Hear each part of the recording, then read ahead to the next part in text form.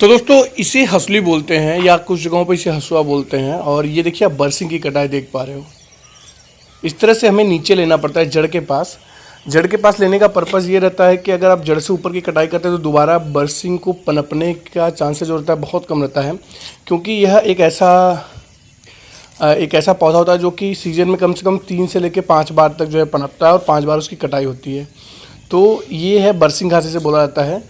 और ये जो है पशुओं के चारा के रूप में उपयोग किया जाता है। इसका उपयोग जो किया जाता है वो पशुओं के चारा के रूप में है। और इस तरह सबसे आपको नीचे की तरफ लेके जाना है हंसुली को, और उसके बाद इसको अपनी तरफ खींचना है। जैसा कि आप वीडियो में देख पा रहे होंगे, इस तरह से हमने नीचे की तरफ ले जाना है और फिर अपनी तरफ खींचना है। और ये इस तरह से खींचते खींचते आप देख रहे हैं, मतलब जितनी हमने मुट्ठी में कैच किया है, जितना हमने पकड़ा हुआ है, उसको वहाँ तक हंसुली को ले जाना है और अपनी तरफ खींचिए। तो इस तरह से ये बरसिंग की आप कटाई देख पा रहे हो। और अभी थोड़ा बहुत हम लोग नीचे का भी कट करेंगे। अब देखिए इस चीज़ को, काफ़ी इंटरेस्टिंग चीज़ है जो मैं आपके साथ आज साझा कर रहा हूँ, जो मैं आपको साथ शेयर कर रहा हूँ। बहुत कम देखने को मिलता है इस तरह से। और आमतौर पे गेहूँ हो गया, धान हो गया, इन सब फसलों की कटाई भी कुछ इसी प्रकार से ही होती है। उसमें जो हंसुली होती है उसका डिज़ाइन अलग रहता है, जैसे स्पेशली धान के लिए अलग रहता है।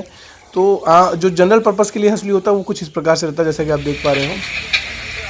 तो अब इस वीडियो में आप आगे की तरफ देखिए कि किस तरह से इसकी कटाई के बाद हम इसका क्या यूज़ करते हैं। हम इसकी छोटे छोटे बारीक रूप में इसको काट लेते हैं। इतनी कटने के बाद, मतलब इसको कट करेंगे उसको छोटे छोटे मशीन के ज़रिए, उसको आप देखिएगा इस वीडियो में। ये हम लोग इसमें लगाएंगे और यहाँ से छोटे छोटे रूप में इसको कट करेंगे। ये देखिए, पीछे से लगाएंगे, आगे इसको कट करेंगे।